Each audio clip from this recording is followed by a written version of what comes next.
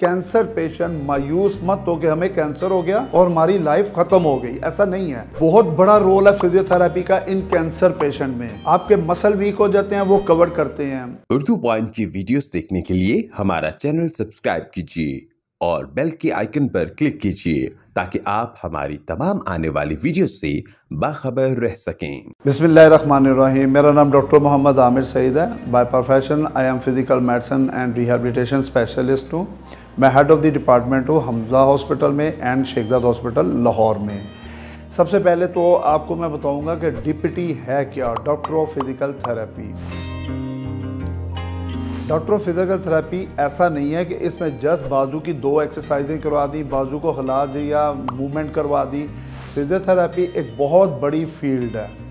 इसके अंदर बहुत सारी सैचुरेशंस हैं, इसके अंदर बहुत सारे ट्रीटमेंट जिसमें आप लाइक ऑपरेशन से बच जाते हैं, लाइक आपको कुछ और ऐसी चीज़ें हैं जिनमें लाइक आपके फ्रोजन शोल्डर है, बैक एक है, उनमें समटाइम इंजेक्शन लगाने की ज़रूरत पड़ती है, तो आप उनसे भी बच जाते हैं। लेकिन आज का जो मेरा टॉपिक है उर्दू पॉइंट की वजह से वो मैं बयान करूंगा कि कैंसर पेशेंट में क्या रोल है फिजियोथेरेपी का। मैं आपको एक पेशेंट बताता हूँ। मेरे पास एक कैंसर पेशेंट आई, उनका नाम था Maham. She is 24 years old. उसको लंग कैंसर था जो कि बाद में मेटास्टेसिस पूरी बॉडी में उनके स्प्रेड कर गया। दैट इज़ अ मेटास्टेसिस के हड्डियों तक आ गया। वो मुख्तलिफ जगहों से उन्होंने इलाज किया। उनके कंसल्टेंट ने कहा कि आपकी बाकी लाइफ आपकी व्हील चेयर पे है।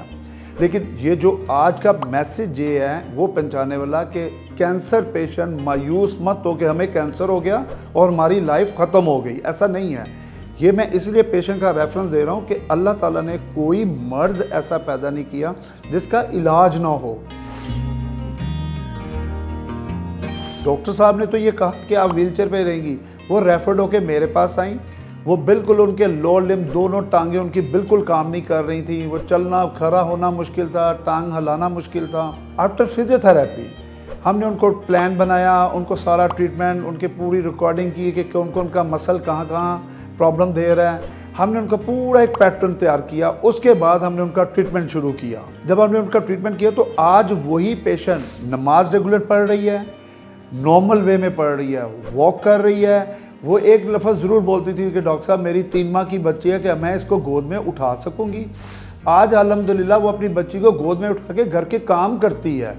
तो इट्स मीन कैंसर एक हवा है। कैंसर एक हवा है। कैंसर ऐसा नहीं आपको कैंसर हुआ और आप ज़िंदगी से ख़त्म हो बैठे, ऐसा कुछ नहीं है। बहुत बड़ा रोल है फिजियोथेरेपी का इन कैंसर पेशेंट में।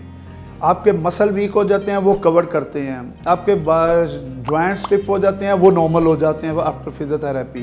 क्योंकि होता क्या, जब आप कैंसर की रेडिएशन लेते हैं तो आपके रेड ब्लड सेल जो जितने भी हैं वो डैमेज हो जाते हैं।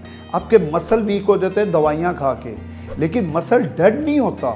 और इसीलिए वो पेशेंट घर बैठ जाता है, जी मुझे तो कैंसर है, मेरा इलाज ही नहीं है। उसका इलाज है, क्योंकि जितनी अल्लाह ताला ने आपको ज़िंदगी दी है आपने उतना जीना है।